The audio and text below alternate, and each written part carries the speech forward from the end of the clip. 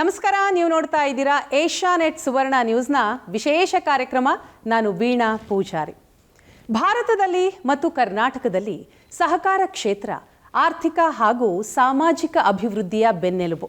ಹಲವು ದಶಕಗಳಿಂದ ತಮ್ಮದೇ ರೀತಿಯ ಛಾಪನ್ನ ಮೂಡಿಸ್ತಾ ಬಂದಿರುವವರು ಶ್ರೀ ಬೀರೇಶ್ವರ ಕೋಆಪರೇಟಿವ್ ಕ್ರೆಡಿಟ್ ಸೊಸೈಟಿಯ ಅಧ್ಯಕ್ಷರು, ಜೊಲ್ಲೆ ಗ್ರೂಪ್ನ ಸಂಸ್ಥಾಪಕರು, ಹಾಗೆ ಚಿಕ್ಕೋಡಿ ಗ್ರಾಮದ ಮಾಜಿ ಸಂಸದರಾದಂತಹ ಅಣ್ಣಾ ಸಾಹೇಬ್ ಶಂಕರ ಜೊಲ್ಲೆ ಅವರು. ಇವರು ಸಹಕಾರ ಕ್ಷೇತ್ರದಿಂದ ಸಂಸತ್ತಿನವರೆಗೆ, ಗ್ರಾಮೀಣ ರಾಜಕೀಯದಿಂದ ರಾಷ್ಟ್ರೀಯ ವೇದಿಕೆಯವರೆಗೂ ನಡೆದು ಬಂದಂತಹ ಪಯಣ ಉತ್ತರ ಕರ್ನಾಟಕ ಭಾಗದಲ್ಲಿ ಬಹಳ ಪ್ರಸಿದ್ಧಿಯನ್ನ ಪಡೆದಿದೆ. ಇವರ ಈ ಸಾಧನೆಗೆ ಬೆನ್ನೆಲುಬಾಗಿ ನಿಂತಿರುವವರು ಅವರ ಧರ್ಮಪತ್ನಿ, ನಿಪ್ಪಾಣಿಯ ಶಾಸಕಿ ಶಶಿಕಲಾ ಅಣ್ಣಾ ಸಾಹೇಬ್ ಜೊಲ್ಲೆ. ಮಹಿಳಾ ಸಬಲೀಕರಣ, ಗ್ರಾಮೀಣ ಅಭಿವೃದ್ಧಿ ಹಾಗೂ ಜನಸೇವೆಯ ಮೂಲಕ ಜನಮನ್ನಣೆಯನ್ನು ಪಡೆದಂಥವರು ಶಶಿಕಲಾ ಜೊಲ್ಲೆ. ಹಾಗಾದರೆ ಇವರ ಸಹಕಾರ ಕ್ಷೇತ್ರದಲ್ಲಿನ ಕೊಡುಗೆ, ಕನಸುಗಳು, ನಿರೀಕ್ಷೆಗಳು ಏನು ಅನ್ನೋದರ ಬಗ್ಗೆ ಇವತ್ತಿನ ಈ ವಿಶೇಷ ಕಾರ್ಯಕ್ರಮದಲ್ಲಿ ಮಾತನಾಡ್ತಾ ಹೋಗೋಣ. ಅವರಿಬ್ಬರೂ ಕೂಡ ನಮ್ಮ ಜೊತೆ ಕಾರ್ಯಕ್ರಮದಲ್ಲಿದ್ದಾರೆ. ಸರ್ ನಮಸ್ತೆ, ಕಾರ್ಯಕ್ರಮಕ್ಕೆ ಸ್ವಾಗತ. ಶಶಿಕಲಾ ಮೇಡಮ್, ತಮಗೂ ಕಾರ್ಯಕ್ರಮಕ್ಕೆ ಸ್ವಾಗತ. ನಮಸ್ತೆ. ಹೇಗಿದ್ದೀರಿ ಇಬ್ಬರು? ಚೆನ್ನಾಗಿದ್ದೀವಿ. ಸೂಪರ್. ಸರ್, ನಿಮ್ಮಿಂದನೇ ನಾನು ಪ್ರಾರಂಭ ಮಾಡೋದಾದರೆ, ರಾಜಕಾರಣದಲ್ಲಿ ಒಗ್ಗಟ್ಟಿನ ಮುಖಾಂತರ ಯಶಸ್ಸನ್ನು ಪಡೆದಂಥವ್ರು ತಾವು. ರಾಜಕಾರಣದಲ್ಲಿ ಯಶಸ್ಸು ಪಡಿಬೇಕು ಅನ್ನೋದೇ ದೊಡ್ಡ ಮಾತು. ಅಂಥದ್ರಲ್ಲಿ ಸಹಕಾರ ಕ್ಷೇತ್ರದಲ್ಲಿ ಶಿಕ್ಷಣ, ಕೃಷಿ ಎಲ್ಲವನ್ನೂ ಕೂಡ ಸರಿದೂಗಿಸ್ಕೊಂಡು ಯಶಸ್ವಿಯಾಗೋದು ದೊಡ್ಡ ಸವಾಲು. ಸೊ ಸಹಕಾರ ಕ್ಷೇತ್ರದಲ್ಲಿ ಬರೋದಕ್ಕೆ ತಮಗೇನು ಪ್ರೇರಣೆ ಆಯಿತು? ಸಹಕಾರ ಕ್ಷೇತ್ರದಲ್ಲಿ ಮುಂಚೆ ನಾನು ಸೈನಿಕ್ ಸ್ಕೂಲ್ ಬಿಜಾಪುರದಲ್ಲಿ ಓದ್ತಾ ಇದ್ದೆ. ನಮ್ಮ ತಂದೆಯವರ ಅಕಾಲಕ್ಕೆ ಮರಣದಿಂದ ನಾನು 12ನೇ ಯತ್ತೆ ಮುಗಿಸಿ 81ರಲ್ಲಿ ಈ ಊರಿಗೆ ಬಂದ ನಂತರ ಆವಾಗಿನ ಪರಿಸ್ಥಿತಿ, ಅಲ್ಲಿ ತಂದೆಯವರಿದ್ದ ಸಕ್ಕರೆ ಕಾರ್ಖಾನೆ, ದೂಧಗಂಗಾ ಕೃಷ್ಣ ಸಕ್ಕರೆ ಕಾರ್ಖಾನೆ, ನಾನು ನಿರ್ದೇಶಕನಾಗಿ ನನ್ನ ರಾಜಕೀಯ ಪಯಣ ಅಂದರೆ ಸಹಕಾರಿ ರಂಗದಿಂದ ಪ್ರಾರಂಭ ಮಾಡಿದೆ. ಆಗಿನ ಪರಿಸ್ಥಿತಿ 81ರಲ್ಲಿ ನೋಡಿದ್ರೆ ಬ್ಯಾಂಕಿಂಗ್ ಕ್ಷೇತ್ರ ಭಾಳ ಗ್ರಾಹಕರಿಗೆ ದೂರವಾಗಿತ್ತು. ರೈತರಿಗಾಗಲಿ, ಗ್ರಾಮೀಣ ಜನತೆಗಾಗಲಿ ಅದು ಅವರು ಹಿಡ್ತದಿಲ್ಲ. ಯಾಕಂದರೆ ನ್ಯಾಷನಲೈಸ್ ಬ್ಯಾಂಕ್ಸ್ ಇರೋದೇ ಒಂದು ತಾಲೂಕಿಗೆ ಒಂದು ಅಥವಾ ಜಿಲ್ಲೆಗೆ ಒಂದು ಈ ಪ್ರಕಾರ ಇದ್ದು, ಹಳ್ಳಿ ಮಟ್ಟದಲ್ಲಿ ಯಾವುದೂ ಬ್ಯಾಂಕ್ ಇರಲಿಲ್ಲ. ಒಂದು ಬ್ಯಾಂಕಿಗೆ ಸರ್ವಸಾಮಾನ್ಯ ಹೋಗಬೇಕಾದ್ರೆ ಯಾರೋ ದೊಡ್ಡ ವ್ಯಕ್ತಿ ವಸೂಲಿ ತೊಗೊಂಡು ಇನ್ಫ್ಲುಯೆನ್ಸ್ ಮಾಡಿ ಹೋಗುವಂಥ ಪರಿಸ್ಥಿತಿ ಇತ್ತು. ಆವಾಗ ಎಲ್ಲರೂ ನಮ್ಮ ಸ್ನೇಹಿತರು ಸೇರಿ ಒಂದು ಸಣ್ಣ ಪ್ರಮಾಣದಲ್ಲಿ ನಾವು ಕೋಆಪರೇಟಿವ್ ಸೊಸೈಟಿ ಮಾಡಬೇಕಂದಾಗ ಆವತ್ತಿನ ದಿನದಲ್ಲಿ 91ರಲ್ಲಿ ಕ್ರೆಡಿಟ್ ಕೋಆಪರೇಟಿವ್ ಸೊಸೈಟಿ ಅಂತ ಮಾಡಬೇಕಂತ ನಾವು ಎಲ್ಲರೂ ವಿಚಾರ ಮಾಡಿದಾಗ ಏನು ಅದಕ್ಕೆ ಹೆಸರು ಇಡಬೇಕಂತ ಕೊಟ್ಟಾಗ ನಮ್ಮ ಊರ ಗ್ರಾಮದೇವರು, ಎಕ್ಸಂಬ ಊರ ಗ್ರಾಮದೇವರು ಶ್ರೀ ಬೀರೇಶ್ವರ್ ಅಂತಿದೆ, ಅದರ ಹೆಸರಿನಲ್ಲಿ ಪ್ರಾರಂಭ ಮಾಡೋಣ ಅಂತ ತಿಳ್ಕೊಂಡು ಒಂದು ಸಣ್ಣ ಊರ ಮಟ್ಟದಲ್ಲಿ ನಾವು ಅದನ್ನು ಪ್ರಾರಂಭ ಮಾಡಿದೆವು. ಒಂದು 3 ಲಕ್ಷ ಶೇರ್ ಕ್ಯಾಪಿಟಲ್ ಗೋಳೆ ಮಾಡಿ ಅದರ ನಂತರ ಒಂದು 600 ಮೆಂಬರ್ನ ಶುರು ಮಾಡಿದಂಥ ಆ ಸಂಸ್ಥೆಯಿಂದ ಕೋಆಪರೇಟಿವ್ ನಮಗೆ ಪ್ರಾರಂಭ ಆಯಿತು. ಆಮೇಲೆ ಒಂದು ವರ್ಷದಲ್ಲಿ ನಾವು ತಾಲೂಕಾ ಮಟ್ಟದಲ್ಲಿ ಹೋಗಬೇಕಂತ ಚಿಕ್ಕೋಡಿಯಲ್ಲಿ ಒಂದು ಶಾಖೆಯನ್ನು, ನಂತರ ಜಿಲ್ಲಾ ಮಟ್ಟದಲ್ಲಿ ಹೋಗಬೇಕಂತ ತಿಳ್ಕೊಂಡು ಬೆಳಗಾವದಲ್ಲಿ, ನಂತರ ರಾಜ್ಯ ಮಟ್ಟದಲ್ಲಿ ಬೆಂಗಳೂರು, ಮತ್ತು ಸುಮಾರು ಇವತ್ತಿನ ದಿನಮಾನದಲ್ಲಿ ನಾವು ಅದು ಅಂತಾರಾಜ್ಯ ಮಟ್ಟದಲ್ಲಿ ಅಂದರೆ ಮಲ್ಟಿ ಸ್ಟೇಟ್ ಆ್ಯಕ್ಟಲ್ಲಿ ರಿಜಿಸ್ಟ್ರೇಷನ್ ಮಾಡಿ ಗೋವಾ, ಮಹಾರಾಷ್ಟ್ರದಲ್ಲಿ ಕೂಡ ನಮ್ಮ ಶಾಖೆಗಳನ್ನು ಪ್ರಾರಂಭ ಮಾಡಿದೆವು. ಸುಮಾರು 35 ವರ್ಷದ ಸಹಕಾರಿ ಪಯಣದಲ್ಲಿ ಸಾಕಷ್ಟು ಏಳುಬೀಳನ್ನು ಕಂಡು ಅದರಲ್ಲಿ ಸಾಕಷ್ಟು ನಾವು ಅದರಲ್ಲಿ ಅಡೆತಡೆಗಳನ್ನು ಕೂಡ ಬಂದಿದ್ದಾವೆ ಸಹಕಾರ ರಂಗದಲ್ಲಿ. ಯಾಕಂದರೆ ಸಹಕಾರ ರಂಗ ಇವತ್ತು ಶತಮಾನೋತ್ಸವ ಆಚರಣೆ ಮಾಡಿ ಮುನ್ನಡೀತಾ ಇದೆ. ಅದರಲ್ಲಿ ಕೂಡ ಸಾಕಷ್ಟು ಸಂಸ್ಥೆಗಳು ಎಷ್ಟೋ ಒಳ್ಳೆಯದು ಕೂಡ ನಡೆದಿದ್ದಾವೆ, ಮುಳುಗಿದ್ದು ಕೂಡ ಇದ್ದಾವೆ ನಾವು ನೋಡಿದರೆ. ಆದರೆ ನಮ್ಮ ಸಂಸ್ಥೆ ಮಾತ್ರ ನಾವು ಜಗತ್ತಿನ ಜೊತೆ ಇವತ್ತು ಏನು ಒಂದು ನಾವು ಜಗತ್ತು ಯಾವ ಪ್ರಕಾರ ಬೆಳೀತಾ ಇದೆ ಆ ಪ್ರಕಾರ ಅಪ್ಡೇಟ್ ಆಗ್ತಾ ಬಂದೀವಿ ನಾವು. ಯಾಕಂದರೆ ಜನರಿಗೆ ಬರೀ ಲೋನ್ ಕೊಡೋದು ಅಥವಾ ನಮ್ಮ ಡಿಪಾಸಿಟ್ ಇಟ್ಕೋದು ಅಷ್ಟೇ ಅಲ್ಲ, ಅದ್ರ ಜೊತೆಗೆ all financial need under one roof, ಈ ಒಂದು ತತ್ವದ ಅಡಿಯಲ್ಲಿ ಏನು ಜನರಿಗೆ ಫೈನಾನ್ಷಿಯಲ್ ನೀಡ್ ಬೇಕಾದ ಎಲ್ಲವನ್ನು ಕೂಡ ಕೊಡಬೇಕಾಗ್ತ. ಇವತ್ತು ಇನ್ಶೂರೆನ್ಸ್ ಇರ್ಬೋದು, ಮ್ಯೂಚುವಲ್ ಫಂಡ್ ಇರ್ಬೋದು, ಶೇರ್ ಟ್ರೇಡಿಂಗ್ ಇರ್ಬೋದು, ಪಾಸ್ಪೋರ್ಟ್ ಇರ್ಬೋದು, ವೀಸಾ ಇರ್ಬೋದು, ಈ ಸ್ಟ್ಯಾಂಪ್ ಇರ್ಬೋದು, ಇಂಥವು ಹಲವಾರು ಜನರಿಗೆ ಏನು ಬೇಕಾಗ್ತದೆ ಎಲ್ಲ ಕೂಡ ನಮ್ಮ ಸಂಸ್ಥೆ ಮುಖಾಂತರ ಪ್ರಾರಂಭ ಮಾಡಿ ನಾವು ಈ ಸಂಸ್ಥೆಯನ್ನು ಮುನ್ನಡೆಯುತ್ತಾ ಬಂದಿದ್ದೆವು. ಆದ ಕಾರಣ ಸಹಕಾರಿ ರಂಗ, ನಾನು ರಾಜಕೀಯದಲ್ಲಿ ಬಂದದ್ದಂದ್ರೆ ನಮ್ಮ ಸಹಕಾರಿ ರಂಗ ಬೆಳೆಯೋದ್ರಿಂದ ನಾನು ರಾಜಕೀಯವಾಗಿ ಇಷ್ಟು ಎತ್ತರಕ್ಕೆ ಬೆಳೆದೀನಿ ಅಂತ ನಾನು ಭಾಳಷ್ಟು ಹೇಳ್ಕೊತೇನೆ. ಈಗ ಗ್ರಾಮೀಣ ಭಾಗದಲ್ಲಿ ಈ ಸಹಕಾರಿ ಕ್ಷೇತ್ರದ ಭವಿಷ್ಯ ಹೇಗೆ ಸರ್? ಅದು ಈಗ ಸದ್ಯಕ್ಕೆ ಕಾಡ್ತಾ ಇರುವಂತಹ ಪ್ರಶ್ನೆ. ಇಲ್ಲ, ಸಹಕಾರಿ ರಂಗದಲ್ಲಿ ಗ್ರಾಮೀಣ ಮಟ್ಟದಲ್ಲಿ ಅನ್ನೋ ಕೂಡ ಭವಿಷ್ಯ ಭಾಳ ಒಳ್ಳೆಯದದ. ಯಾಕಂದರೆ ಈ ಸಂಸ್ಥೆ ನಡೆದ ಯಾವ ದೃಷ್ಟಿಯಿಲ್ಲ ಅಂದರೆ ಜನರಿಂದ ಜನರಿಗೋಸ್ಕರ ಜನರಿಗಾಗಿ ಈ ಒಂದು ತತ್ವದಲ್ಲಿ ಸಹಕಾರ ನಡೀತದೆ. ಇವತ್ತು ಎಲ್ಲೋ ನ್ಯಾಷನಲೈಸ್ ಬ್ಯಾಂಕ್ ಎಲ್ಲೋ ಹೆಡ್ ಆಫೀಸ್ ಇರ್ತದೆ, ಅದು ಎಲ್ಲೋ ಬ್ರ್ಯಾಂಚ್ ಇರ್ತದೆ, ಅವ್ರಿಗೆ ಯಾರಿಗೂ ರೀಚ್ ಇರೋದಿಲ್ಲ. ಆದರೆ ಇಲ್ಲಿ ಮಾತ್ರ ನಮ್ಮವರೇ ಅಧ್ಯಕ್ಷರಿದ್ದವರು, ನಮ್ಮವರೇ ಬೋರ್ಡ್ ಆಫ್ ಡೈರೆಕ್ಟರ್ದವರು, ನಮ್ಮವರ ಸಿಬ್ಬಂದಿ ಇರೋದು ಒಂದು ಭಾವನೆ ಇರ್ತದೆ.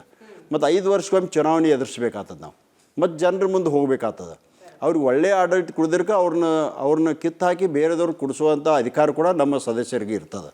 ಅಂದರೆ ಈ ಪ್ರಕಾರವಾಗಿ ಸಹಕಾರಿ ರಂಗ ಒಂದು ಪವಿತ್ರವಾದ ರಂಗ ಅನ್ಬೋದು. ಅದು ಒಳ್ಳೆಯ ರೀತಿ ನಡೆದ್ರೆ ಬಹಳಷ್ಟು ಜನರಿಗೆ ಅನುಕೂಲ ಕೂಡ ಆಗ್ತದೆ ಮತ್ತು ಅನುಕೂಲ ಕೂಡ ಆಗ್ಯದ ಈಗಾಗಲೇ.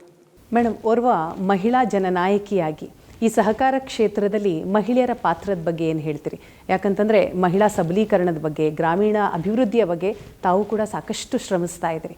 ಮಹಿಳೆಯರ ಪಾತ್ರ ಈ ಸಹಕಾರ ಕ್ಷೇತ್ರಕ್ಕೆ ಎಷ್ಟು ಮುಖ್ಯ? ನಾನು ರಾಜಕೀಯವಾಗಿ ಒಬ್ಬ ಮಹಿಳಾ ನಾಯಕಿ ಆಗೋಕ್ಕಿಂತ ಮುಂಚೆ ನಾನು ಒಬ್ಬ ಸಹಕಾರಿ ಆಗಿದ್ದೀನಿ ಅಂತ ಹೇಳೋದಕ್ಕೆ ನಾನು ಭಾಳಷ್ಟು ಅಭಿಮಾನ ಪಡ್ತೇನೆ. ಯಾಕಂದರೆ ಅಣ್ಣ ಸಾಹೇಬ್ ಅವರ ಒಂದು ಕನಸಿನ ಕೂಸಿತ್ತು, ಈ ಥರ ಜನರಿಗೆ ಒಂದು ಹೆಲ್ಪ್ ಆಗಬೇಕು, ಜನರಿಗೆ ಯಾವುದೇ ಕಷ್ಟ ಬಂದಾಗ ತಮ್ಮ ಮಟ್ಟದಲ್ಲೇ ಅದು ನಿವಾರಣೆ ಆಗುವಂಥ ರೀತಿಯಲ್ಲಿರಬೇಕು ಅಂತ ಈ ಕೋಆಪ್ರೇಟಿವ್ ಸೊಸೈಟಿ ಪ್ರಾರಂಭ ಮಾಡಿದ ಮೇಲೆ ಅಲ್ಲಿ ನಾನು ಮೊದಲನೇದಾಗಿ ಸಹಕಾರಿಯಾಗಿಯೇ ನಾನು ನನ್ನ ಪಯಣವನ್ನು ಜೀವನದಲ್ಲಿ ನಾನು ಪ್ರಾರಂಭ ಮಾಡಿದೆ. ಅಣ್ಣ ಸಾಹೇಬರ ದೂರದೃಷ್ಟಿಕೋನ ಏನಿತ್ತು ಅಂತಂದರೆ, ಈ ಪ್ರತಿಯೊಂದು ಜಾತಿ ಧರ್ಮದ ಒಬ್ಬೊಬ್ಬರು ಡೈರೆಕ್ಟ್ರನ್ನು ಅಲ್ಲಿ ತೊಗೊಂಡಿದ್ರು. ಅದರಲ್ಲಿ ಒಬ್ಬ ಮಹಿಳೆ ಕೂಡ ಡೈರೆಕ್ಟ್ರ್ ಆವತ್ತಿನ ದಿನ ಇದ್ದರು. ಅಂದರೆ ಮಹಿಳೆಯರಿಗೆ ಪ್ರಾಧಾನ್ಯತೆ ಕೊಡುವಂತಹ ಬಸವಣ್ಣನವರು ಹೇಳಿರ್ತಕ್ಕಂಥ ಒಂದು ವಚನ, ಹೆಣ್ಣು ಹೆಣ್ಣಲ್ಲ, ಹೆಣ್ಣು ರಕ್ಕಸಿ ಅಲ್ಲ, ಹೆಣ್ಣು ಸಾಕ್ಷಾತ್ ಕಪಿಲ ಸಿದ್ಧ ಮಲ್ಲಿಕಾರ್ಜುನ ಅಂಥೇಳಿ, ಅದನ್ನು ಬಸವ ತತ್ವವನ್ನು ನಾವು ಅವತ್ತೇ ಅದರಲ್ಲಿ ಅಳವಡಿಸ್ಕೊಂಡಿದ್ವಿ. ಹಾಗಾಗಿ ನಾನು ಕೂಡ ಒಬ್ಬ ಗೃಹಿಣಿಯಾಗಿ ಮತ್ತು ಸಹಕಾರಿ ರಂಗದಲ್ಲಿ ನಾನು ಪ್ರವಾಸ ಮಾಡ್ತಿರ್ಬೇಕಾದ್ರೆ ಇವತ್ತಿನ ರಾಜಕೀಯ ಪರಿಸ್ಥಿತಿವರೆಗೂ ನಾನು ಬರೋದಕ್ಕೆ ನನ್ನ ಸಹಕಾರಿ ಕ್ಷೇತ್ರನೇ ಒಂದು ಕಾರಣೀಭೂತ ಆಯಿತು ಅಂತ ನಾನು ಹೇಳೋದಕ್ಕೆ ಇಷ್ಟಪಡ್ತೇನೆ. ಮತ್ತು ಇವತ್ತಿನ ದಿನಮಾನಗಳಲ್ಲಿ ರಾಜಕೀಯದಲ್ಲಿ ಎಷ್ಟು ಮಹಿಳೆಯರಿಗೆ ನಾವು ಪ್ರಾಧಾನ್ಯತೆಯನ್ನು ಕೊಡಬೇಕು ಅಂತೀವೋ, ಅದಕ್ಕೆ ಸಹಕಾರ ಕ್ಷೇತ್ರದಲ್ಲಿ ಮಹಿಳೆಯರು ಬರೋದ್ರಿಂದ ರಾಜಕೀಯದಲ್ಲಿ ಆಗದೇ ಇರತಕ್ಕಂಥ ಅನೇಕ ಸವಲತ್ತುಗಳನ್ನು ನಾವು ಸಮಾಜ ಸೇವೆಯ ಮುಖಾಂತರ, ಸಹಕಾರ ಕ್ಷೇತ್ರದ ಮುಖಾಂತರ ನಾವು ತಳಮಟ್ಟದವರೆಗೂ ಕೂಡ ಮುಟ್ಟಿಸುವಂಥ ಒಂದು ಪ್ರವಾಸ ಈ ಸಹಕಾರ ಕ್ಷೇತ್ರದಲ್ಲಿ ಇರ್ತದೆ. ಆದರೆ ಇಷ್ಟು ದೊಡ್ಡ ಪಯಣ, ಇಷ್ಟು ದೊಡ್ಡ ಯಶಸ್ಸು ಸಾಧಾರಣವಾಗಿ ಬರುವಂಥದ್ದಲ್ಲ, ಸವಾಲುಗಳು ಕೂಡ ಅಷ್ಟೇ ಇದೆ. ಸೊ ಓರ್ವ ನಾಯಕಿಯಾಗಿ ಏನೆಲ್ಲ ದೊಡ್ಡ ಸವಾಲುಗಳನ್ನು ತಾವು ಎದುರಿಸಬೇಕಾಯಿತು? ನಾನು ಮದುವೆಯಾಗಿ ಜೊಲ್ಲೆ ಕುಟುಂಬಕ್ಕೆ ಅಣ್ಣ ಸಾಹೇಬರ ಒಂದು ಬಾಳ ಸಂಗಾತಿಯಾಗಿ ಬಂದಾಗ ಈ ಎಕ್ಸಂಬ, ಇವತ್ತು ನೀವು ಎಕ್ಸಂಬ ನೋಡ್ತಾ ಇದ್ದೀರಾ, ಇದು ಒಂದು ಬೇರೆ ಥರ ಕಾಣ್ತಾ ಇದೆ, ಇದು ಒಂದು ಸಿಟಿ ಇರ್ಬೋದು ಅನ್ನಿಸ್ತಾ ಇದೆ. ಬಟ್ ನಾನು ಮದುವೆ ಆಗಿ 89ರಲ್ಲಿ ಬಂದಾಗ ಭಾಳ ತುಂಬ ಚಿಕ್ಕ ಹಳ್ಳಿಯಾಗಿತ್ತು. ಇದು ಗಡಿ ಭಾಗದಲ್ಲಿ ಇರ್ತಕ್ಕಂಥ ಹಳ್ಳಿ. ಇಲ್ಲಿ ಕನ್ನಡ ನಮ್ಮ ಕನ್ನಡ ಅರ್ಥ ಆಗದೆ ಇರತಕ್ಕಂಥ ಆ ಸಂದರ್ಭ ಇತ್ತು. ಇವ್ರ ಜೊತೆಗೆ ಒಂದು ಪ್ರವಾಸವನ್ನು ಮಾಡೋದಕ್ಕೆ ಪ್ರಾರಂಭ ಆಗೋದಕ್ಕೆ ನನಗೆ ಸಮಾಜ ಸೇವೆ ಇಷ್ಟ ಆಯಿತು. ಯಜಮಾನರು ತುಂಬ ಒಳ್ಳೆಯ ರೀತಿಯಿಂದ ಸಿಕ್ಕರು, ನನ್ನ ತಂದೆಯವರು ಭಾಳ ಒಳ್ಳೆಯ ರೀತಿಯಿಂದ ನಮ್ಮನ್ನು ಬೆಳೆಸಿದರು. ಆದರೆ ನನಗೆ ಹುಟ್ಟಿರುವಂಥ ಮಗ ವಿಶೇಷ ಚೇತನ ಮಗು ಹುಟ್ಟಿದ ಮೇಲೆ ನಾನು ಭಾಳಷ್ಟು ಕುಗ್ಗಿ ಹೋಗಿದ್ದೆ. ನನ್ನ ಜೀವನನೇ ಬೇಡ ಅನ್ನೋ ಥರದಲ್ಲಿ ನಾನು ಸಂಕಷ್ಟದಲ್ಲಿದ್ದಾಗ ನನಗೆ ಪ್ರೋತ್ಸಾಹ ಕೊಟ್ಟಂಥವ್ರು ಅಣ್ಣ ಸಾಹೇಬರು. ಹಾಗಾಗಿ ಅಂಥ ಮಗನನ್ನು ಕರ್ಕೊಂಡು ನಾನು ಆ ನೋವು ಮರಿಬೇಕು ಅಂತ ಹೇಳಿ ಒಂದು ಚಿಕ್ಕ ಶಿಕ್ಷಣ ಸಂಸ್ಥೆಯನ್ನು ಮಾಡಿ ನನಗೂ ಕೂಡ ಸಹಕಾರಿ ಕ್ಷೇತ್ರದಲ್ಲಿನೇ ಆ ಶಿಕ್ಷಣ ಸಂಸ್ಥೆಯ ಜವಾಬ್ದಾರಿಯನ್ನು ಕೊಟ್ಟರು.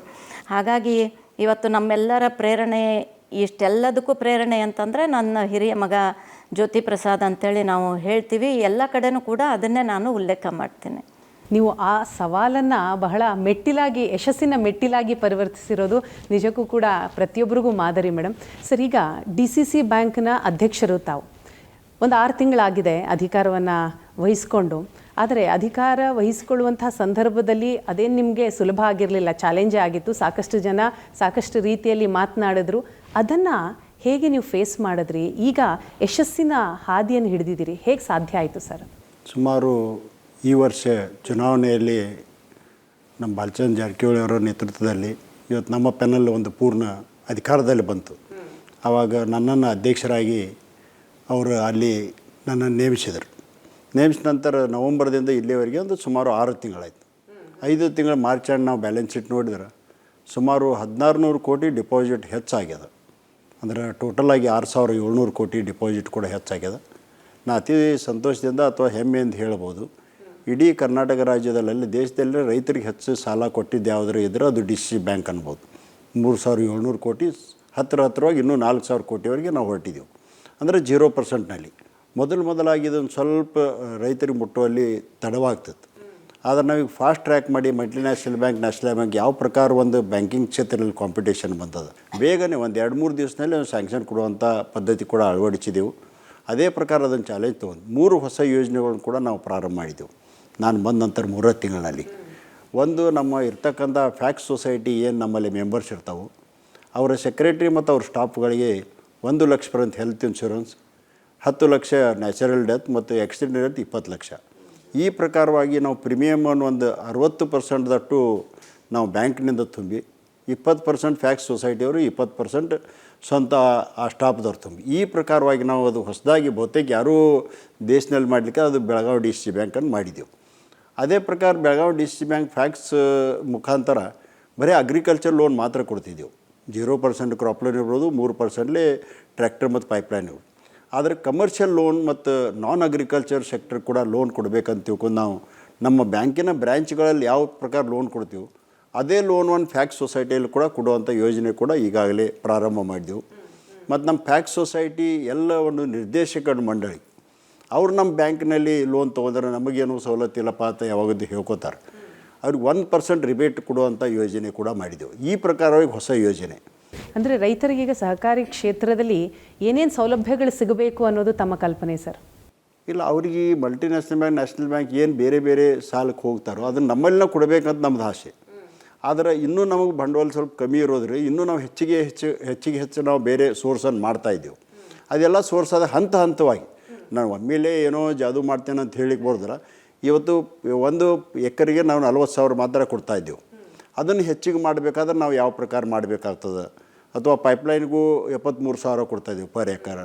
ಟ್ರ್ಯಾಕ್ಟರ್ ಕೂಡ ನಾವು 40 ಲಕ್ಷವರೆಗೆ ಕೊಡ್ತಾಯಿದ್ದೆವು, ಅಥವಾ ವೆಹಿಕಲ್ ಲೋನ್ ಬರೀ 40 ಲಕ್ಷವರೆಗೆ ಕೊಡ್ತಾಯಿದ್ದೆವು. ಇದನ್ನು ಹೆಚ್ಚಿಗೆ ಮಾಡಬೇಕಂತ ವಿಚಾರ ಮತ್ತು ಬಡ್ಡಿ ಕೂಡ ಕಮ್ಮಿ ತರಬೇಕಂತ ವಿಚಾರ. ಆದರೆ ಒಮ್ಮಿಂದೊಮ್ಮೆಲೆ ಆಗೋದಿಲ್ಲ, ಇದು ಹಂತವಾಗಿ ಆಗ್ತದೆ. ಕರ್ನಾಟಕದಲ್ಲಿ ನಂಬರ್ 1 ಹೋಗಿ ನ್ಯಾಷನಲ್ ಲೆವೆಲ್ದಲ್ಲಿ ಕೂಡ 1ನೇ ನಂಬರ್ ಬರಬೇಕಂತ ನಾವು ಪ್ರಯತ್ನವನ್ನು ಮಾಡ್ತಾಯಿದ್ದೀವಿ. ಹಾಗೆ ಮೇಡಮ್, ಈ ಸಹಕಾರ ಕ್ಷೇತ್ರಕ್ಕೆ ಈಗಿನ ಪೀಳಿಗೆ ಯುವಕ ಯುವತಿಯರು ಬರುವಂಥದ್ದು ಎಷ್ಟರ ಮಟ್ಟಿಗೆ ಆಗಬೇಕು, ಅವರ ಪಾತ್ರ ಎಷ್ಟಿದೆ ಇಲ್ಲಿ? ನಾನೇ ಓನ್ ಕಂಪ್ನಿ ಮಾಡ್ಕೋಬೇಕು ಅನ್ನುವಂಥ ಆಸೆ ಇವತ್ತಿನ ಯುವಕ ಎಲ್ಲರಲ್ಲೂ ಇದೆ. ನನಗನ್ಸೋ ಮಟ್ಟಿಗೆ ಎಕ್ಸಾಂಬಾದಲ್ಲಿ ಮೊದಲನೇ ಹೆಣ್ಮಗಳಿರ್ಬೋದು ನಾನು ಮನೆ ಬಿಟ್ಟು ಹೊರಗಡೆ ಬಂದು ಸೇವೆ ಮಾಡುವಂಥದ್ದು. ಆವತ್ತು ಭಾಳ ಸವಾಲುಗಳನ್ನು ನಾನು ಎದುರಿಸಿದ್ದೀನಿ. ನಾವು ಏನಾದರೂ ಕೆಲಸಕ್ಕೆ ಹೊರಟ್ರೆ ಅಥವಾ ನಾವೆಲ್ಲರೂ ಸ್ಕೂಲ್ಗೆ ಹೊರಟ್ರೆ ಕಟ್ಟೆ ಮೇಲೆ ಕೂತವ್ರೆಲ್ಲರೂ ಇವ್ರಿಗೆ ಕೆಲಸ ಇಲ್ಲ, ಇವ್ರು ಹೊರಟ್ರು ನೋಡ್ರಿ ಅಂಥೇಳಿ ಈ ಥರ ಮಾತಾಡುವಂಥವ್ರು. ಬಟ್ ನಾವಿಬ್ಬರು ಕೂಡ ಬಸವ ತತ್ವ ಫಾಲೋವರ್ಸ್ ಇರೋದ್ರಿಂದ ಅಕ್ಕಮಹಾದೇವಿ ಅವ್ರು ಹೇಳ್ತಾರೆ, ಬೆಟ್ಟದ ಮೇಲೊಂದು ಮನೆಯ ಮಾಡಿ ಮೃಗಗಳಿಗೆ ಅಂಜದಡೆ ಅಂತ ಆ ವಚನವನ್ನು ನನ್ನ ಗಮನದಲ್ಲಿಟ್ಕೊಂಡು ನನ್ನ ಪ್ರವಾಸ ಪ್ರಾರಂಭ ಮಾಡಿದೆ. ಇವತ್ತು ಸಹಕಾರದಲ್ಲೂ ಕೂಡ ಯಶಸ್ವಿಯಾಗಿದ್ದೀವಿ, ರಾಜಕೀಯದಲ್ಲೂ ಕೂಡ ಯಶಸ್ವಿಯಾಗಿದ್ದೀವಿ. ಇವತ್ತಿನ ದಿನಮಾನ ನೋಡಿದಾಗ ಯುವಕರು ಜಾಸ್ತಿ ಸಹಕಾರಿ ಕ್ಷೇತ್ರಕ್ಕೆ ಬರೋದು ಕಡಿಮೆ. ಯಾಕಂದರೆ ಅದು ಸಹಕಾರಿ ಕ್ಷೇತ್ರ ಇವತ್ತು ನಮ್ಮ ಕೈಯಲ್ಲಿರ್ಬೋದು, ನಾಳೆ ಬೇರೆಯವ್ರ ಕೈಯಲ್ಲಿ ಹೋಗ್ಬೋದು, ಅದರಿಂದ ನಮಗೇನು ಲಾಭ ಅನ್ನೋದನ್ನು ಯೋಚನೆ ಮಾಡ್ತಾರೆ. ಬಟ್ ನಾನು ಎಲ್ಲ ಯುವಕರಿಗೆ ಯುವತಿಯರಿಗೆ ಆಹ್ವಾನ ಮಾಡ್ತೀನಿ, ಸಹಕಾರ ಕ್ಷೇತ್ರದಂತಹ ಸಮಾಜ ಸೇವೆಗೆ ಬೇರೆ ಕ್ಷೇತ್ರ ಮತ್ತೊಂದಿಲ್ಲ.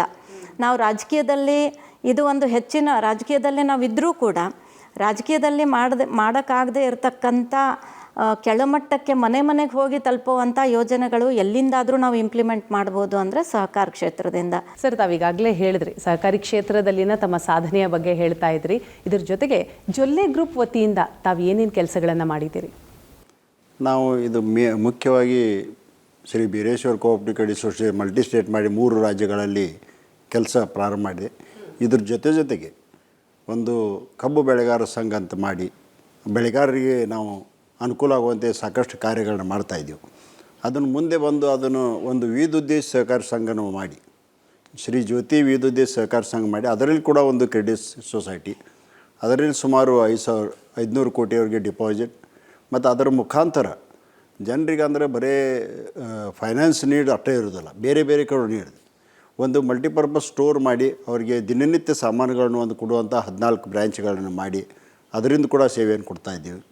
ಅದ್ರ ಜೊತೆಗೆ ಎಣ್ಣೆ ಬೀಜ ಬೆಳೆಗಾರ ಸಹಕಾರಿ ಸಂಘ ಅಂತ ಮಾಡಿ ಎಣ್ಣೆ ಕಾಳ ಬೀಜಗಳಿರ್ಬೋದು ಅಥವಾ ಇವತ್ತು ಅಡುಗೆ ಎಣ್ಣೆ, ಅದ್ರ ಮುಖಾಂತರ ಫರ್ಟಿಲೈಸರ್ ಮತ್ತು ಕೆಮಿಕಲ್ಸ್ ಇದನ್ನು ಕೂಡ ರೈತರಿಗೆ ಸಿಗುವಂಥ ಒಂದು ವ್ಯವಸ್ಥೆಯನ್ನು ಮಾಡಿದ್ದಾರೆ. ಇವತ್ತು ಹೊಸದಾಗಿ ನಮ್ಮ ಪ್ರಧಾನಮಂತ್ರಿ ನರೇಂದ್ರ ಮೋದಿಜಿಯವರು 10,000 FPO ಮಾಡಬೇಕಂತ ಒಂದು ಕನಸನ್ನು ಕಂಡಿದ್ರು, ಫಾರ್ಮರ್ ಪ್ರೊಡ್ಯೂಸರ್ ಆರ್ಗನೈಸೇಷನ್. ಅದು ಕೂಡ ಒಂದು 3 ಸಂಘಗಳನ್ನು ನಾವು ಮಾಡಿ ಅದರ ಮುಖಾಂತರ ಕೂಡ ರೈತರಿಗೆ ಒಂದು ಸೇವೆಯನ್ನು ಕೊಡ್ತಾಯಿದ್ದೀವಿ. ಅದ್ರ ಜೊತೆಗೆ ಮಹಿಳಾ ಹಾಲು ಉತ್ಪಾದಕರ ಸಹಕಾರಿ ಸಂಘ ಆದರೂ ಕೂಡ ಜನರಿಗೆ ಒಂದು ಸೇವೆಯನ್ನು ಕೊಡ್ತಾಯಿದ್ದೀವಿ.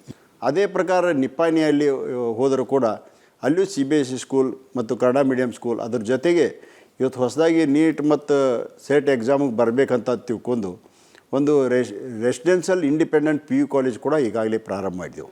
ಒಂದು ಸಹಕಾರ ರಂಗದಲ್ಲಿ ಮತ್ತು ಸಾಮಾಜಿಕ ರಂಗದಲ್ಲಿ ಜನರಿಗೆ ಎಲ್ಲ ಅನುಕೂಲ ಆಗುವಂತೆ ಈ ಎಲ್ಲ ಕಾರ್ಯಗಳನ್ನು ಕೂಡ ನಾವು ಮಾಡಿದೆವು. ಇದು ಒಳ್ಳೆಯ ರೀತಿಯಿಂದ ನಡೆದು ಇವತ್ತು ಸುಮಾರು 3,000 ಮೇಲ್ಪಟ್ಟು ನಮ್ಮಲ್ಲಿ ಸಿಬ್ಬಂದಿ ಕೂಡ ಕೆಲಸ ಮಾಡ್ತಾಯಿದ್ದೀರಿ. ಅದು ಕೂಡ ನಾವು ಈ ಇರ್ತಕ್ಕಂಥ ಈ ಹಳ್ಳಿ ಜನರಿಗೆ ಒಂದು ವ್ಯವಸ್ಥೆಯನ್ನು ಕೊಟ್ಟಿದ್ದೆವು. ಈ ಒಂದು ಗ್ರಾಮೀಣ ಪ್ರದೇಶದಲ್ಲಿ PU ವಿದ್ಯಾರ್ಥಿಗಳು ನೀಟ್ ಬರೆಯೋದಕ್ಕೋ JEE ಬರೆಯೋದಕ್ಕೋ ಅಂತ ಬೇರೆ ಜಿಲ್ಲೆಗೆ ಹೋಗಬೇಕಿತ್ತು, ಮಂಗಳೂರು, ಉಡುಪಿ ಈ ರೀತಿ. ಸೊ ಇಂತಹ ಸಂದರ್ಭದಲ್ಲಿ ನಮ್ಮ ಗ್ರಾಮೀಣ ಭಾಗದಲ್ಲಿ ಅದರಲ್ಲೂ ವಿಶೇಷವಾಗಿ ಮಹಿಳೆಯರು, ವಿದ್ಯಾರ್ಥಿನಿಯರು, ಅವ್ರಿಗೆ ಅರಿವಿನ ಕೊರತೆಯೂ ಕೂಡ ಇರುತ್ತೆ. ಆ ನಿಟ್ಟಿನಲ್ಲಿ ತಾವೇನು ಸವಾಲು ಎದುರಿಸಿದೆ? ವಿದ್ಯಾರ್ಥಿನಿಯರು ಬರಬೇಕು, ಮಹಿಳೆಯರು ಬರಬೇಕು ಅಂತಂದರೆ ನಾವು ಕೆಲವೊಂದು ಟ್ರೈನಿಂಗ್ ಪ್ರೋಗ್ರಾಮ್ಸ್ ಮಾಡ್ತಾಯಿದ್ವಿ. ಯಾಕಂದರೆ ಈಗ ಅಣ್ಣ ಸಾಹೇಬ್ರು ಹೇಳಿದ ರೀತಿಯಲ್ಲಿ ಡಿಪಾರ್ಟ್ಮೆಂಟ್ ಜ್ಯೋತಿ ವಿವಿಧೋದ್ದೇಶಗಳ ಸೌಹಾರ್ದ ಸಹಕಾರಿ ಸಂಘ ಮಾಡಿದ್ದಾರೆ. ಅದರಲ್ಲಿ ಡಿಪಾರ್ಟ್ಮೆಂಟಲ್ ಸ್ಟೋರ್ಸ್ ಇದೆ. ಹಾಗಾಗಿ ನಾನು ಅವತ್ತು 2001ರಿಂದ ಸ್ವಸಹಾಯ ಸಂಘಗಳನ್ನು ಮಾಡೋಕ್ಕೆ ಪ್ರಾರಂಭ ಮಾಡಿದೆ. ಅದು ಕೂಡ ಭಾಳಷ್ಟು ಸ್ಟ್ರಗಲ್ ಮಾಡಿ, ಭಾಳಷ್ಟು ಚಾಲೆಂಜನ್ನು ಸ್ವೀಕಾರ ಮಾಡಿ ಸಂಘಗಳನ್ನು ಮಾಡಿದ ಮೇಲೆ ಆ ಸಂಘಕ್ಕೆ ನಾವು ಬೀರೇಶ್ವರದಿಂದ ಫಸ್ಟ್ ಲೋನ್ ಕೊಡೋಕ್ಕೆ ಶುರು ಮಾಡಿದ್ವಿ. ಈ ಭಾಗದ ಜನರಿಗೆ ನಮ್ಮಿಬ್ಬರ ಮೇಲೂ ಕೂಡ ಒಂದು ವಿಶ್ವಾಸ ಬಂತು. ಯಾಕಂದರೆ ನಾವಿಬ್ಬರು ಕೂಡ ಹೊಸವಾಗಿಯೇ ಈ ಒಂದು ಪ್ರವಾಸ ಪ್ರಾರಂಭ ಮಾಡಿದ್ವಿ. ಆ ವಿಶ್ವಾಸದ ಆಧಾರದ ಮೇಲೆ ಬಹಳಷ್ಟು ಜನ ನಮ್ಮ ಕಡೆ ಬರೋಕ್ಕೆ ಶುರು ಮಾಡಿದರು, ತಮ್ಮ ತೊಂದರೆಗಳನ್ನು ಹೇಳೋಕ್ಕೆ ಶುರು ಮಾಡಿದರು. ಆ ರೀತಿಯಾಗಿ ಪ್ರಾರಂಭ ಆಯಿತು. ಎಜುಕೇಷನ್ ಅವೇರ್ನೆಸ್ ಪ್ರಾರಂಭ ಆಯಿತು. 10th ಪಾಸಾಗಿ ಮನೆಯಲ್ಲಿರ್ತಕ್ಕಂಥ ವಿದ್ಯಾರ್ಥಿಗಳಿಗೆ ಕಂಪ್ಯೂಟರ್ ಟ್ರೈನಿಂಗನ್ನು ಶುರು ಮಾಡಿದ್ವಿ, ಹೊಲಿಗೆ ಟ್ರೈನಿಂಗನ್ನು ಶುರು ಮಾಡಿದ್ವಿ. ಈ ಥರ ಸಣ್ಣ ಸಣ್ಣ ಟ್ರೈನಿಂಗ್ಗಳ ಮುಖಾಂತರ ಅವ್ರಿಗೆ ಅವೇರ್ನೆಸ್ ಕಾರ್ಯಕ್ರಮ ಮಾಡ್ತಾ ಇವತ್ತು ಇಲ್ಲಿವರೆಗೂ ಇವತ್ತು ಒಂದು ಕರೆದ್ರೆ ಹೆಣ್ಮಕ್ಳಿಗೆ 10-20 ಸಾವಿರ ಜನ ಕೂಡುವಂತಹ ಮತ್ತು ಅವರು ಇಂಡಿಪೆಂಡೆಂಟಾಗಿ ಈಗ ತನ್ನ ಕಾಲ ಮೇಲೆ ತಾವು ನಿಂತ್ಕೊಂಡು ಇವತ್ತು ಸ್ವಾಭಿಮಾನದ ಬದುಕನ್ನು ಬದುಕ್ತಿದ್ದಾರೆ. ಅದು ನಮ್ಮಿಬ್ಬರಿಗೂ ಕೂಡ ಒಂದು ಖುಷಿ ತರುವಂಥ ಸಂಗತಿ. ಸರ್, ಈಗ ಶಿಕ್ಷಣ ಕ್ಷೇತ್ರದಲ್ಲಿ ಇನ್ನೂ ಏನಾದರೂ ಕನಸುಗಳಿದೆಯಾ? ಇಲ್ಲ, ಬಹಳಷ್ಟು ಕನಸುಗಳಿದಾವೆ. ಆದರೆ ಹಳ್ಳಿ ಮಟ್ಟದಲ್ಲಿ ಇವತ್ತಿನ ಎಜುಕೇಷನ್ ಸಿಸ್ಟಮ್ ಕೂಡ ಯಾವ ಪ್ರಕಾರ ಇದೆ, ಒಂದು ಕಾಂಪಿಟೇಷನಲ್ಲಿ ಬಂದದ. ಆದರೆ ಈಗಾಗಲೇ ಈ ವರ್ಷದಿಂದ ನರ್ಸಿಂಗ್ ಕೋರ್ಸ್ ಕೂಡ ಪ್ರಾರಂಭ ಮಾಡ್ತಾಯಿದ್ದೀವಿ. ಮುಂದೆ ಮೆಡಿಕಲ್ ಆಗಲಿ ಇಂಜಿನಿಯರಿಂಗ್ ಆಗಲಿ ಮಾಡಬೇಕಂದು ಒಂದು ಆಸೆ ಇದೆ. ಆದರೆ ಅದು ನೋಡಬೇಕು ಎಷ್ಟರ ಮಟ್ಟಿಗೆ ಆಗ್ತದೆ ಅಂತ ತಿಳ್ಕೊಂಡು. ಆದರೆ ಇವತ್ತು ನಾವು ಹಳ್ಳಿಯಿಂದ ದಿಲ್ಲಿಯವರೆಗೆ ಹೋಗಿ ದಿಲ್ಲಿಯಿಂದ ಹಳ್ಳಿಗೆ ಬರೋದು ಈ ಪ್ರಕಾರ ಹಳ್ಳಿಗೆ ಬರ್ತದಲ್ಲ, ಇದು ಹಳ್ಳಿಯಿಂದ ದಿಲ್ಲಿಗೆ ಯಾಕೆ ಹೋಗಬಾರ್ದು ಅನ್ನೋದು ನಮ್ಮದು ಇಚ್ಛೆ. ಇದು ನಿಮ್ಮ ದೂರದೃಷ್ಟಿ ಅಂತಲೇ ಹೇಳಬೇಕು ಸರ್. ಶಿಕ್ಷಣ ಕ್ಷೇತ್ರದಲ್ಲಿ ನಗರ ಪ್ರದೇಶಗಳಲ್ಲಿ ಗೊತ್ತೇ ಇದೆ, ಅವಕಾಶಗಳಿದೆ, ಸವಲತ್ತುಗಳಿದೆ. ಆದರೆ ಗಡಿ ಭಾಗದಲ್ಲಿ, ಗ್ರಾಮೀಣ ಭಾಗದಲ್ಲಿ ಅವಕಾಶಗಳು ಕಮ್ಮಿ. ಈ ನಿಟ್ಟಿನಲ್ಲಿ ಜೊಲ್ಲೆ ಗ್ರೂಪ್ ವತಿಯಿಂದ ನೀವು ಏನೆಲ್ಲ ಕೆಲಸಗಳನ್ನು ಮಾಡಿದ್ದೀರಿ? ಶಿಕ್ಷಣ ಕ್ಷೇತ್ರದಲ್ಲಿ ಜೊಲ್ಲೆ ಗ್ರೂಪ್ನಿಂದ ಒಂದು ವಿಷನನ್ನು ಇಟ್ಕೊಂಡು ಗಡಿ ಭಾಗದಲ್ಲಿರ್ತಕ್ಕಂಥ ರೈತರ ಮಕ್ಕಳಿಗೆ ಒಳ್ಳೆಯ ಶಿಕ್ಷಣ ಸಿಗಬೇಕು ಅಂಥೇಳಿ ಪ್ರಯತ್ನ ಅಂತೂ ಈಗ 34 ವರ್ಷದಿಂದ ಮಾಡ್ತಾಯಿದ್ದೀವಿ. ಅದರ ಜೊತೆಗೆ ನಾರ್ಮಲ್ ಮಕ್ಕಳಿಗೆ ಶಿಕ್ಷಣ ವ್ಯವಸ್ಥೆ ಎಲ್ಲನೂ ಕೂಡ ನಾವು ಈಗಾಗಲೇ ಮಾಡಿದ್ದೀವಿ. ಬಟ್ ನನ್ನ ಮಗನೂ ಕೂಡ ಒಬ್ಬ ವಿಶೇಷ ಮಗು ಇರೋದ್ರಿಂದ ನಾವಿಬ್ಬರು ಕೂಡ ಯೋಚನೆ ಮಾಡಿದ್ವಿ, ಗ್ರಾಮೀಣ ಭಾಗದಲ್ಲಿ ಇಂಥ ಮಕ್ಕಳಿದ್ರೆ ಅವ್ರ ತಂದೆ ತಾಯಿಯರು ಹೆಂಗೆ ಫೇಸ್ ಮಾಡ್ತಾರೆ, ಅವ್ರ ಕಷ್ಟ ನಷ್ಟಗಳು ಏನಿದ್ದಾವೆ. ಹಾಗಾಗಿ ನಾವು ಒಂದು ತಿಂಗಳವರೆಗೆ ನಾವು ಇಲ್ಲಿ ಆಯ್ದ ಒಂದು 10-20 ಊರುಗಳಲ್ಲಿ ನಾವು ಸರ್ವೆ ಮಾಡಿದ್ವಿ. 95-96 ಒಂದು ಶಾಲೆನ ಪ್ರಾರಂಭ ಮಾಡಿದ್ವಿ. ಅವತ್ತು ಎಷ್ಟು ಸವಾಲುಗಳನ್ನು ಎದುರಿಸಿದ್ವಿ ಅಂತಂದರೆ, ಅಂಥ ಮಕ್ಕಳಿಗೆ ಟ್ರೈನಿಂಗ್ ಕೊಡಬೇಕು ಅಂದರೆ ಸ್ಪೆಷಲ್ ಟೀಚರ್ಸ್ ಇರಬೇಕು. ಸ್ಪೆಷಲ್ ಟೀಚರ್ಸ್ ನಮ್ಮ ಹತ್ರ ಇಲ್ಲ. ಆಮೇಲೆ ರೆಸಿಡೆನ್ಷಿಯಲ್ ಇರಬೇಕು. ರೆಸಿಡೆನ್ಷಿಯಲ್ ಕೂಡ ನಾವು ಅವತ್ತು ಮಾಡೋ ಅಂಥ ಸ್ಥಿತಿಯಲ್ಲಿ ಇರಲಿಲ್ಲ. ಆದರೂ ಎಕ್ಸಂಬಾದಲ್ಲೇ ಇರ್ತಕ್ಕಂಥ 4-6 ಜನರಿಗೆ ನಾವು ಹೊರಗಡೆ ಟ್ರೈನಿಂಗ್ ಕಳಿಸಿ ಅವರನ್ನು ಟ್ರೈನ್ ಮಾಡ್ಕೊಂಡು ಬಂದು ಆ ಮಕ್ಕಳಿಗೆ ನಾವು ಟ್ರೈನಿಂಗ್ ಪ್ರೋಗ್ರಾಮನ್ನು ಶುರು ಮಾಡಿದ್ವಿ.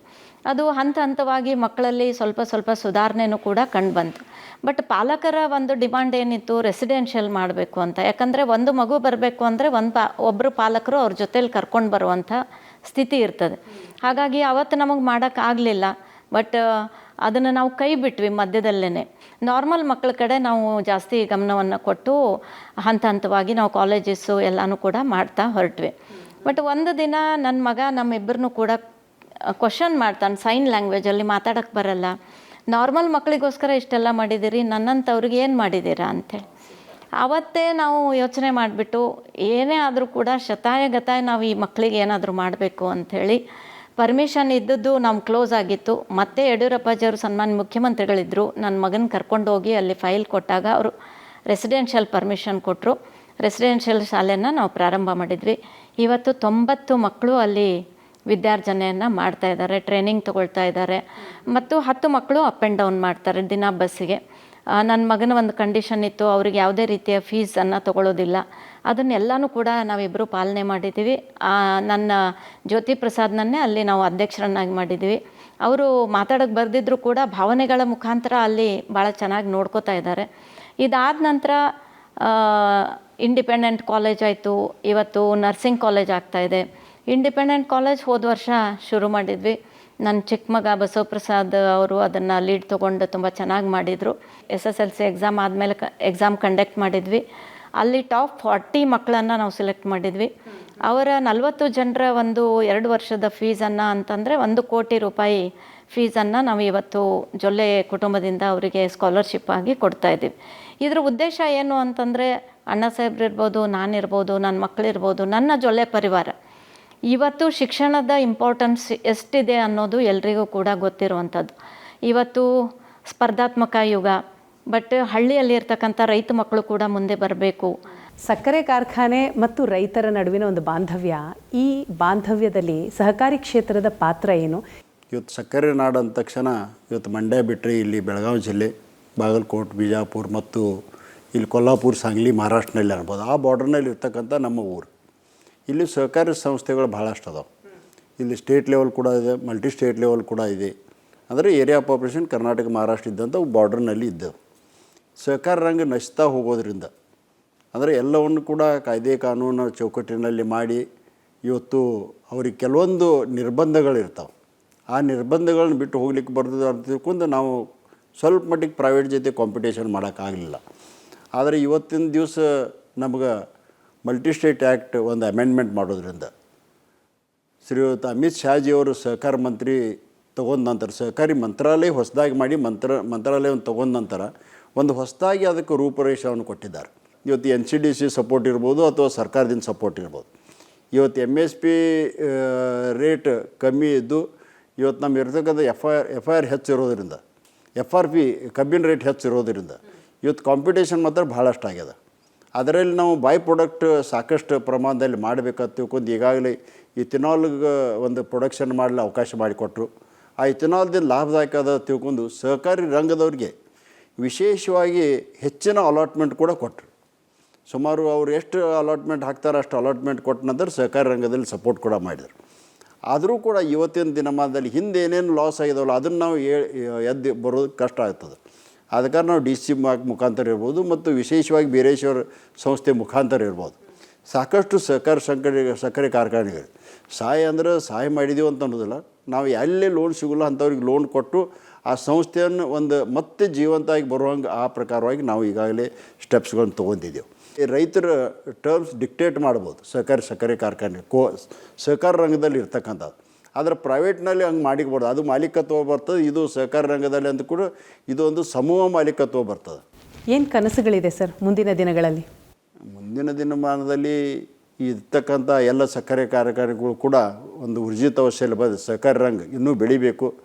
ಯಾಕಂದರೆ ವಿಶೇಷವಾಗಿ ನಾವು ಸಹಕಾರ ರಂಗದಿಂದ 2 ಜನ ಬಂದಿರೋದ್ರಿಂದ ಬಹಳಷ್ಟು ಅತಿಯಾದ ಒಂದು ಪ್ರೀತಿಯ ಕ್ಷೇತ್ರ ನಮಗೆ ಸಹಕಾರಿ ಕ್ಷೇತ್ರ. ಯಾಕಂದ್ರೆ ಸಹಕಾರಿ ಕ್ಷೇತ್ರ ಎಷ್ಟು ಕೆಲಸ ಮಾಡಿರೋ ಕೂಡ ಕಮ್ಮಿನ ಅದ.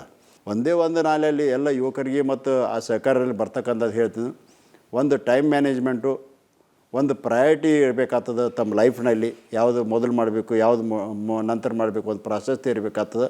ಅದೇ ಪ್ರಕಾರ ಪಾಸಿಟಿವಿಟಿ ನೆಗೆಟಿವಿಟಿ ವಿಚಾರ ಮಾಡಿದಂದ್ರೆ ಪಾಸಿಟಿವ್ ಕಡೆ ಭಾಳಷ್ಟು ವಿಚಾರ ಮಾಡಬೇಕಾಗ್ತದೆ. ಈ ಪ್ರಕಾರವಾಗಿ ಮಾಡೋದ್ರಿಂದ ನಾವು ಎಲ್ಲರೂ ಕೂಡ ಜೀವನದಲ್ಲಿ ಯಶಸ್ವಿ ಆಗ್ಬೋದು ಮತ್ತು ಸಹಕಾರ ರಂಗ ಬೆಳೆಸೋದ್ರಿಂದ ನಮ್ಮ ಇಡೀ ಸಮುದಾಯಕ್ಕೆ ಅನುಕೂಲ ಆಗ್ಬೋದು ಅಂತ ನನ್ನ ಆಸೆ. ಸರ್, ಮುಂದಿನ ದಿನಗಳಲ್ಲಿ ಮತ್ತಷ್ಟು ಇಂತಹ ಒಳ್ಳೆಯ ಕೆಲಸಗಳು ತಮ್ಮಿಂದ ಆಗಲಿ ಅಂತ ಆಶಿಸ್ತಾ ಥ್ಯಾಂಕ್ ಯು ಸೋ ಮಚ್ ಇಷ್ಟೊತ್ತು ಕೂಡ ಕಾರ್ಯಕ್ರಮದಲ್ಲಿ ಮಾತನಾಡಿದ್ದಕ್ಕೆ. ವಿಶೇಷ ಕಾರ್ಯಕ್ರಮವನ್ನು ಮುಗಿಸ್ತಾ ಇದ್ದೀನಿ. ನೇರ, ದಿಟ್ಟ, ನಿರಂತರ ಸುದ್ದಿಗಾಗಿ ನೋಡ್ತಾ ಇರಿ ಏಷ್ಯಾನೆಟ್ ಸುವರ್ಣ ನ್ಯೂಸ್.